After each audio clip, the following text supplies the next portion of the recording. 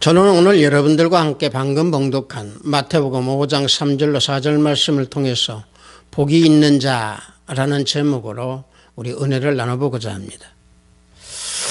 복음서의 마태복음의 5장과 7장은 주님께서 산상수훈으로 우리들에게 삶의 교훈을 주는 내용으로 가득 차 있습니다.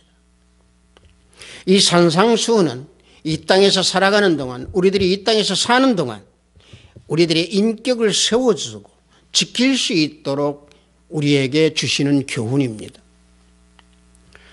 그러나 이 산상수훈을 우리 인간의 힘으로서는 지킬 수 없는 것이기 때문에 오직 예수 그리스도 안에서만 회개하고 구원을 얻어서 행할 때에 깨닫게 될 수 있는 내용들입니다. 다시 말하면 산상수훈은 주님께서 우리 인간의 힘으로는 결코 지킬 수 없는 것이기 때문에 주님 안에서 거하면서 성실하게 지키고 노력하려고 할 때에 예수 그리스도의 공로에 의해서만이 깨닫게 해주시고 알게 해주시고 행할 수 있다는 얘기입니다. 그래서 그 내용 중에서 오늘 우리가 봉독한 이 내용의 두 가지만을 오늘은 여러분들과 은혜를 함께 나눠보고자 합니다. 주님께서 주신 이 팔복의 내용 중에서 이 두 가지 복은 세상에서 주는 복과 전혀 다른 복입니다. 세상에서 주는 또 세상의 복은 우리가 오복이라고 얘기를 합니다. 오복은 무엇입니까? 오래 사는 거, 부귀, 돈 있는 거, 강령, 건강하게 사는 거, 유호덕, 덕을 베풀면서 사는 거, 그 다음에 고종명, 그래서 오래 사는 거. 이게 5가지 오복이라고 세상복은 말하고 있습니다. 그러나 주님께서 우리에게 주시는 이 팔복은 물질적인 그런 복이 아니고 현세적인 복이 아니고 영원한 참된 하나님 나라의 축복을 말씀하고 있는 얘기입니다. 우리들의 삶은 이 현재 이 세상에서 살아가고 있지만 이 세상에서 살면서 이 팔복을 우리에게 주시는 것을 우리가 소유할 때에 진정한 우리가 하나님의 복을 누리고 복 있는 사람으로서 삶을 살아가면서 진정으로 영적 풍요로움과 내적인 평안으로 우리가 살아갈 수 있다는 얘기입니다. 여러분들, 이 세상에 살아가면서 세상에서 복을 얘기하면 뭘 가지고 얘기합니까? 우리들이 제일 먼저 찾는 것이 돈입니다. 다시 말하면 돈으로 부귀하게 사는 것이 이 세상에서 복을 가지고 얘기합니다. 돈이 있으면 무엇이든지 다 할 수 있다라고는 그런 개념 때문에 그렇습니다.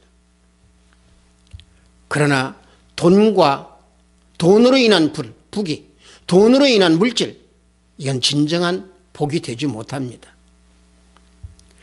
성경에서는 이 돈, 부귀를 가지고 뭐라고 얘기하느냐? 돈은 일만하게 뿔이라고 증거하고 있습니다. 디모데전서 6장 10절을 보면 돈을 사랑함이 일만하게 뿌리가 되나니 이것을 탐내는 자들은 미혹을 받아 믿음에서 떠나 많은 근심으로서 자기를 찔렀도다 그랬습니다. 돈이 많으면 근심이 늘어난다는 얘기입니다. 돈을 탐하면 악의 뿌리가 된다는 얘기입니다.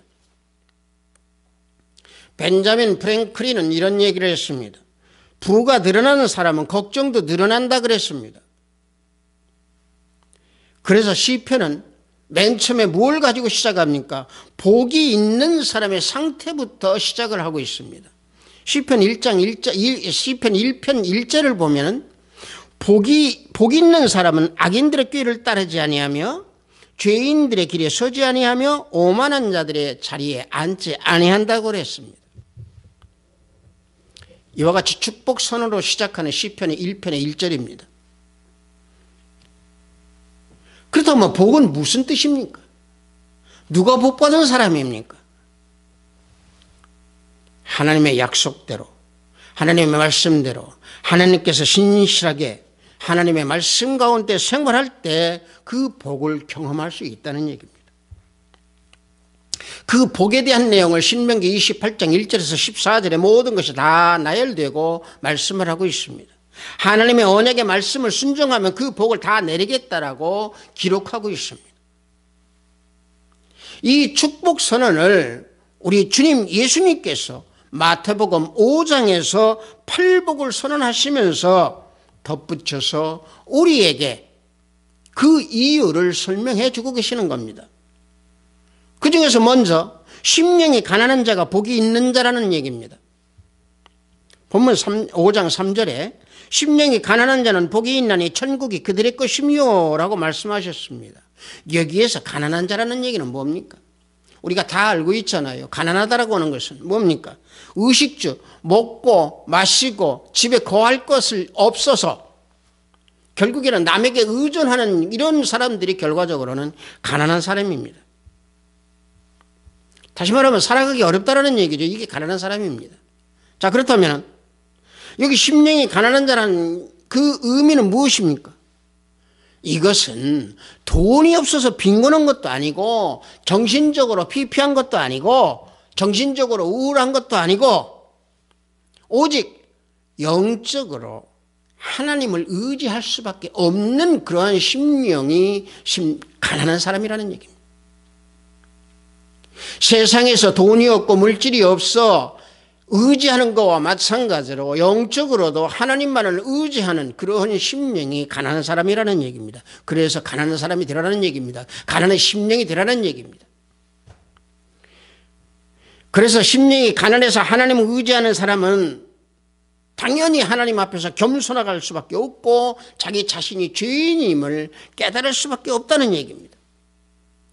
그리고 항상 자기 자신을 부인하고 자기 자신을 포기해버리고 옛 성품을 없애버리고 죄인임을 깨달으면서 하나님께 의지하는 그런 심령이 가난한 심령이라는 얘기입니다. 그게 복이 있는 자라는 얘기입니다. 여러분들 누가복음 18장 13절을 보면은 세례는 멀리 서서 감히 눈을 들어 하늘을 쳐다보지도 못하고 다만 가슴을 치며 이르되 하나님이여 불쌍히 여기소서 나는 죄인이로소이다. 세리는 지금 현재 자신이 죄인이라고 자신을 부인하고 자신의 옛 성품을 없애면서 가슴을 치면서 기도하고 주님께 나아갔던 사람입니다. 이와 같이 세리의 심령이 가난한 사람이고 가난한 심령이고 그 가난한 심령을 지녔던 세리가 복이 있는 사람이라는 얘기입니다. 성경에서 보면 세리와 같은 이러한 자신이 죄인임을 고백하고 하나님을 의지하면서 나아가면서 복받은 사람들, 여러분들 이사야를 봅시다. 이사야 선지자는 어땠습니까? 이사야서 6장 5절을 보면 그때 내가 말하되 화로다 나여 망하게 되었도다. 나는 입술이 부정한 사람이요 나는 입술이 부정한 백성 중에 거주하면서 만군의 여호와이신 왕을 비웃음이로다.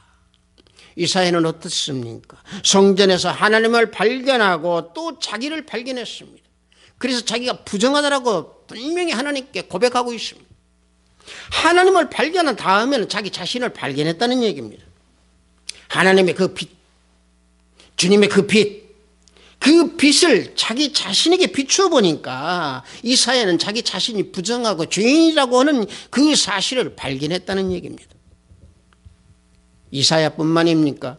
베드로는 또 어땠습니까? 베드로가 밤이 새도록 그물을 내려서 고기를 잡으려고 수고를 했지만은 잡지 못했습니다. 얻은 것이 없었습니다. 그때 예수께서 주님께서 뭐라고 얘기하십니까? 깊은 데로 가서 그물을 내려서 고기를 잡으라. 베드로는 그 말씀에 순종했습니다. 깊은 곳에 그물을 내려서 그물을 건져보니 그물이 찢어지도록 고기를 낚게 된 베드로는 자신이 뭐라고 고백합니까? 죄인이라고 고백하는 것을 우리는 누가복음 5장 8절에서 볼 수 있습니다. 시몬 베드로가 이를 보고 예수의 무릎 아래 엎드려 이르되 주여 나를 떠나소서 나는 죄인이로소이다. 사도 요한도 마찬가지였습니다. 사도 요한은 반모섬에서 예수님으로부터 계시를 받은 그 첫날 예수님의 모습을 봤을 때 그때에 사도 요한은 자신이 죽은 자라고 고백했습니다. 계시록 1장 17절을 보면은 내가 볼 때에 그의 발 앞에 엎드려져 죽은 자와 같이 되매 그가 오른손을 내게 얹고 이르시되 두려워하지 말라 나는 처음이요 마지막이니. 사도 요한이요 예수님 앞에서 자기 모습을 볼 때에 죄와 허물로 가득하고 한심하기 때문에 엎드려서 죽은 자 같이 되었다는 얘기입니다. 자, 죄인이라고 하는 것을 다 고백하는 사람들입니다. 죄인이라고 하는 것을 다 고백했기에 복받은 사람들로 주님 곁에서 지금 계신다는 얘기입니다.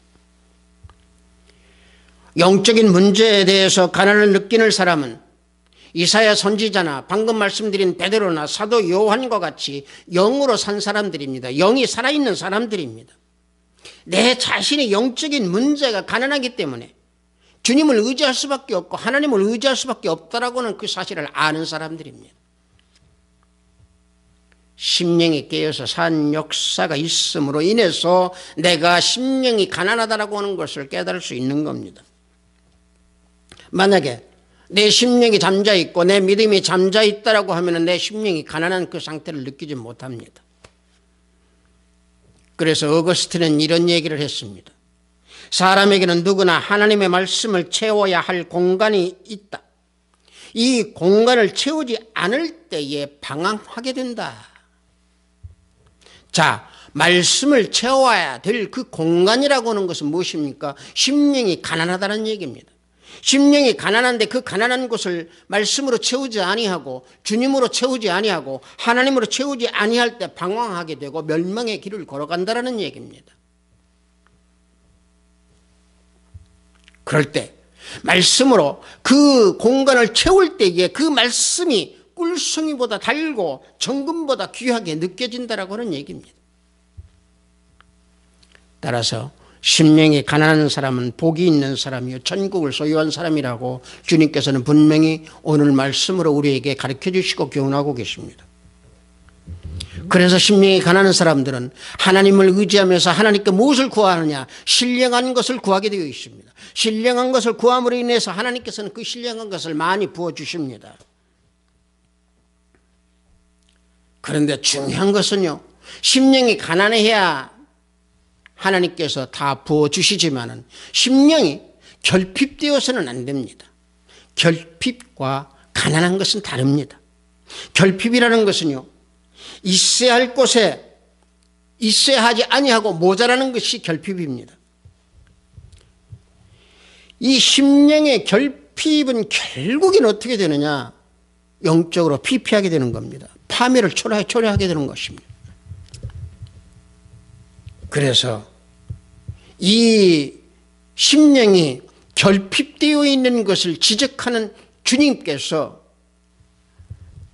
라오디게아 교회에게 그걸 가지고 질책하고 계십니다. 결핍을 가지고 질책하고 계십니다. 계시록 3장 17절에 보면은 내가 말하기를 나는 부자라 부요하여 부족한 것이 없다 하나 내 곤고한 것과 가련한 것과 가난한 것과 눈먼 것과 벌거벗은 것을 알지 못하느냐 그랬습니다. 돈이 있고 물질이 있으면 뭐합니까?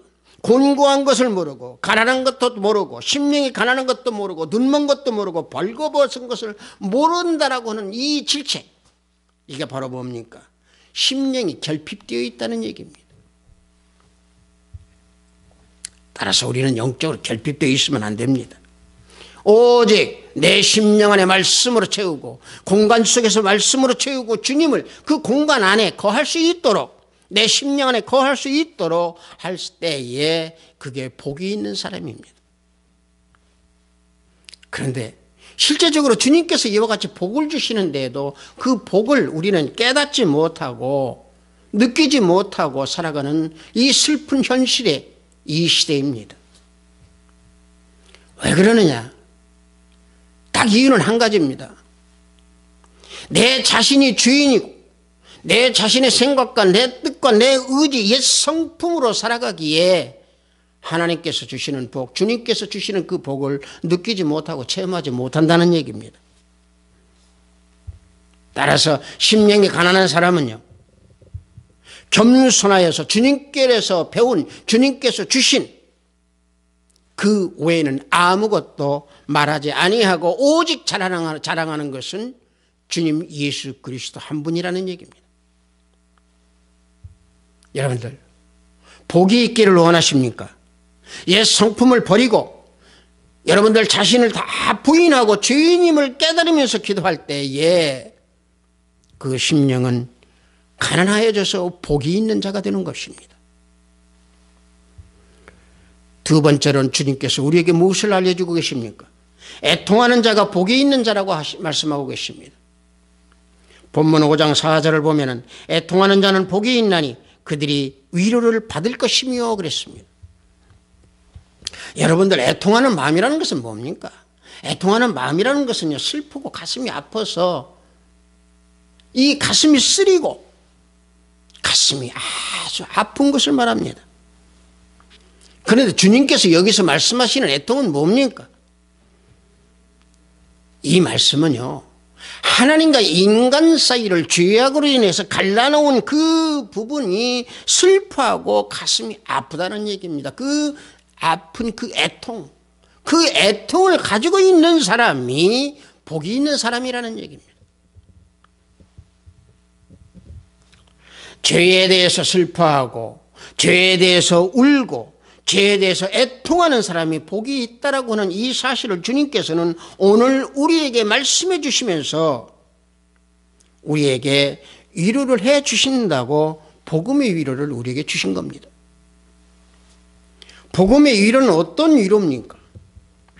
이 복음의 위로는요, 이사야 선지자가 예언의 말씀을 했을 때에 그 예언의 말씀을 주님께서 완성한 그 복음의 말씀입니다.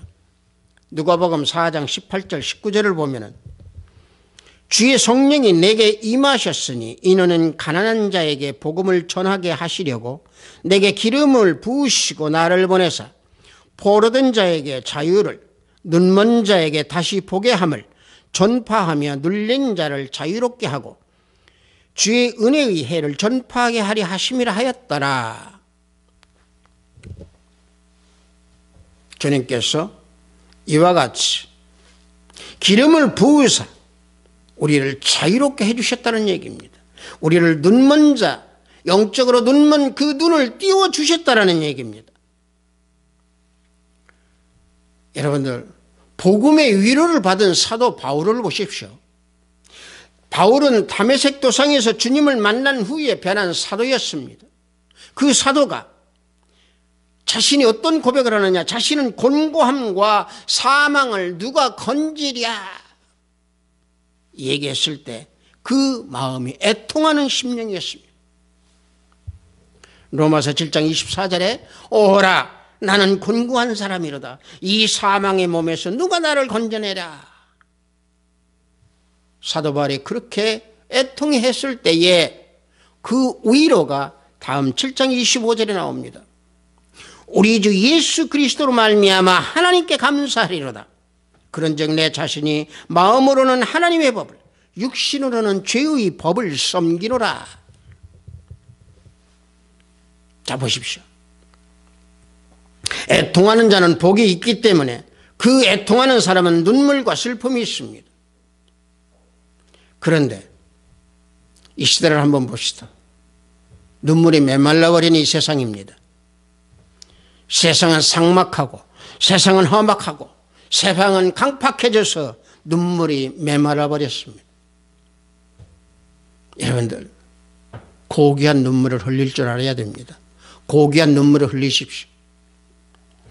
토마스 왓슨은요, 눈물의 골짜기를 지나지 않고는 낙원에 이를 수 없다라고 그랬습니다.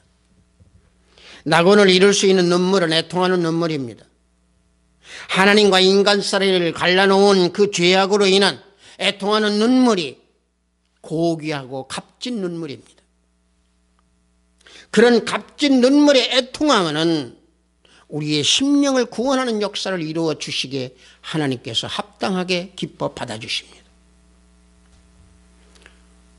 따라서 주님을 믿는 믿음의 생활을 하면서 하나님의 말씀대로 이루어 나가기를 소망하는 사람은 분명히 하나님께서 복을 주시고 복 있는 자로 주님께서는 인도하십니다. 그래서 고귀한 눈물을 흘릴 줄 알아야 됩니다. 세상 것 때문에 애통하지 아니하고 신령한 것을 위해서 애통하는 자가 복이 있는 사람이라고 분명히 우리 주님께서는 오늘 우리에게 교훈하고 계십니다. 구약에서 보면 애통함으로 눈물을 흘린 사람이 있습니다. 욥입니다.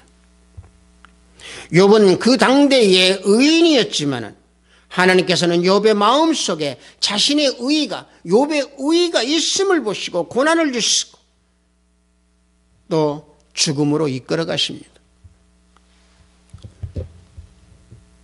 사실 욥은 자신이 신명이 가난한 것을 알지 못했기에 그는 물질이 풍요하고 명예와 권세와 부유함 속에서 살았습니다. 세상의 물질을 다 소유했습니다. 그래서 하나님께 늘 경건함을 가지고 제사를 지냈던 사람 욥이었습니다. 그래서 하나님께서 칭찬하시고 영적으로도 풍성하고 부유한 사람이었습니다. 하지만 하나님께서는 사단을 통해서 욥을 죽음으로 이끌어가면서 욥의 세 친구까지도 잃게 만들으셨습니다. 그리고 하나님께서는 욥에게 질책하십니다. 네가 내 의를 주장하면서 나보다 더 높아지려고 했지 않느냐 하고 질책하고 계십니다. 욥기서 40장 8절을 보면은 내가 내 공의를 부인하려느냐, 내 의를 세우려고 나를 악하다 하지 않았느냐. 그래서 자신의 의가 하나님 앞에 죄임을 깨달은 욥은 하나님을 바라보면서 애통함을 나타내는 것을 우리는 볼 수 있습니다. 욥기서 42장 5절과 6절을 보면은 내가 죽게 되어 귀로 듣기만 하였사오니 이제는 눈으로 주를 배움나이다.